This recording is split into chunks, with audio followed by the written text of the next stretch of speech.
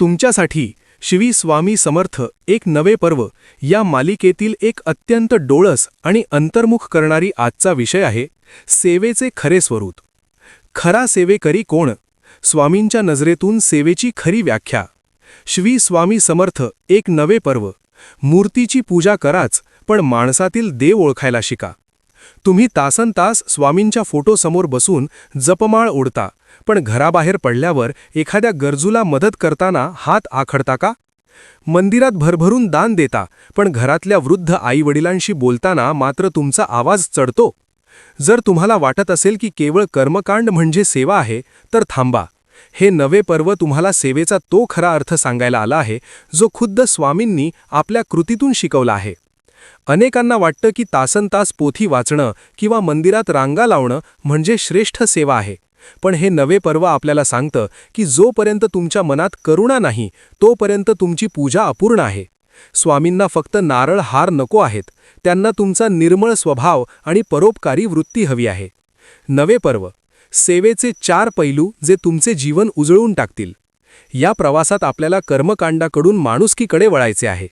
मानव सेवा हीच माधव सेवा. एखाद्या भुकेलेल्याला अन्न देणं, तहानलेल्याला पाणी पाजणं किंवा दुःखी माणसाचं सांत्वन करणं ही स्वामींची सर्वात मोठी सेवा आहे. स्वामी प्रत्येक जीवात वास करतात, त्यामुळे कोणालाही मदत करणे म्हणजे थेट स्वामींचीच सेवा करणे होय. कर्तव्य हीच पूजा. तुम्ही शिक्षक असाल, डॉक्टर असाल, शेतकरी असाल किंवा गृहिणी, तुमचं काम प्रामाणिकपणे आणि आनंदाने करणं ही सुद्धा एक सेवाच आहे. कामात कसूर न करता ते स्वामींना अर्पण करून करणं यालाच खरा कर्मयोग म्हणतात. मृदुवाणी आणि प्रेमळ स्वभाव. कोणाचंही मन न दुखवणं आणि सर्वांशी आदराने वागणं ही स्वामींना अत्यंत प्रिय असणारी सेवा आहे.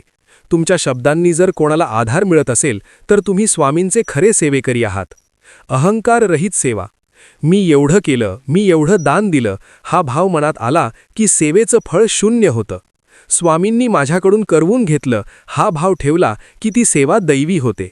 चला, आज या नव्या पर्वात आपण केवळ भक्त नाही तर सेवेकरी बनूया. अक्कलकोटच्या त्या माऊलीला प्रसन्न करायचं असेल तर आधी आपल्या वागण्यात आणि विचारात बदल करूया. लक्षात ठेवा, जो दुसऱ्याचे अश्रू पुसतो त्याचे अश्रू पुसायला स्वामी स्वतः धावून येतात. आज तुम्ही कोणाचं तरी मन राखण्यासाठी किंवा कोणाला मदत करण्यासाठी कोणतं छोटं पाऊल उचलणार आहात?